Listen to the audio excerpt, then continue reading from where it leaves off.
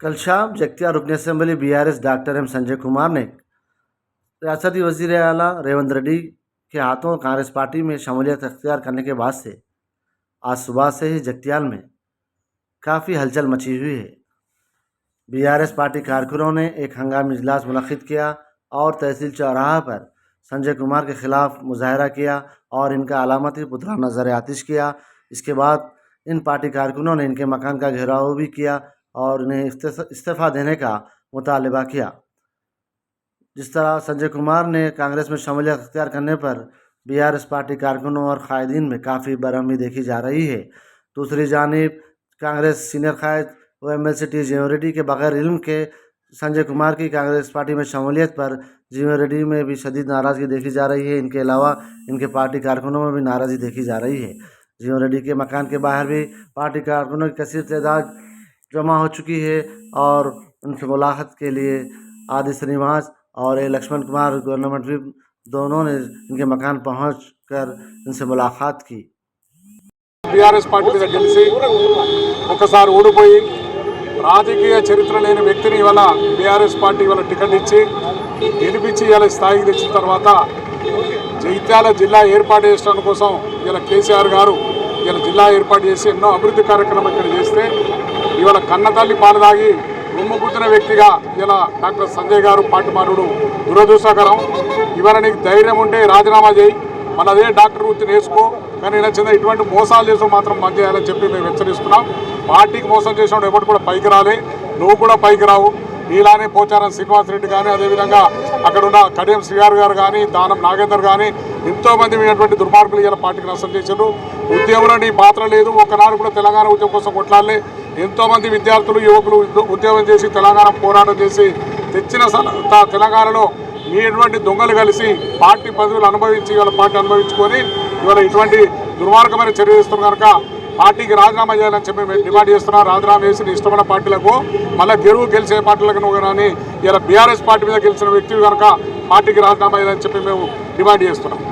Jagtial MLA doctor Sanjay Kumar కూడా ఆయన ఉద్యమకారుడు కాదు, తెలంగాణ ఉద్యమంతో సంబంధం లేదు, ఎన్నడూ జై తెలంగాణ అన్నవాడు కాదు। అయినప్పటికీ ఇక్కడ పరిస్థితులకు అనుగుణంగా ఒక అవకాశం వస్తే 2 సార్లు ఎమ్మెల్యేగా ఎన్నికైనప్పటికీ కూడా మళ్ళీ తిరిగి మొన్న మరి పార్టీ గౌరవించి అన్ని రకాల సహకారం అందించి ఎమ్మెల్యే గెలిపిస్తే తమ స్వార్థం కోసం మరి ఈరోజు కాంగ్రెస్ పార్టీలోకి పోవడం చాలా దురదృష్టకరం। ఇంతకంటే నీచం ఇంకొకటి ఉండదు రాజకీయాలలో।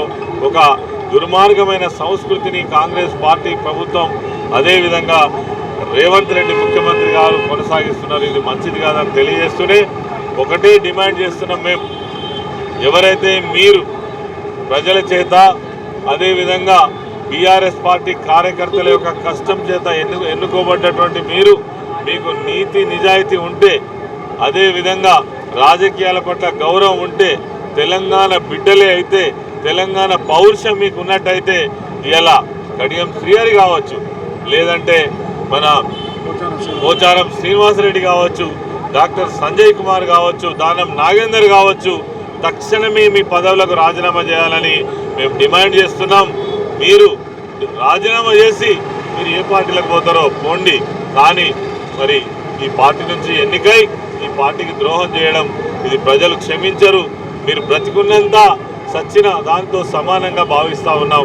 ఆ పోచారం శ్రీనివాసరెడ్డి చెప్పినటువంటి మాటలు చూస్తే నా గొంతులో ప్రాణం ఉండగా నేను కేసీఆర్ వదిలిపెట్టి పోను, ఈ పార్టీని వదిలిపెట్టి పోను।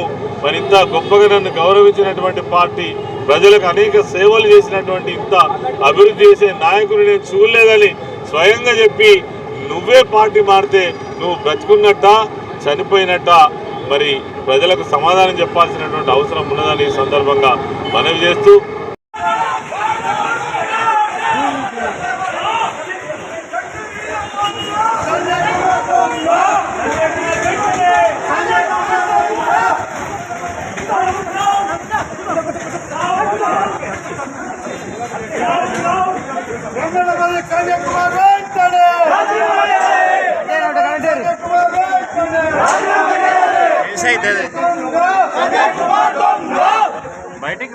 रिक्शा वाला अच्छा है, संजय कुमार अच्छा है, रिक्शा वाला अच्छा है,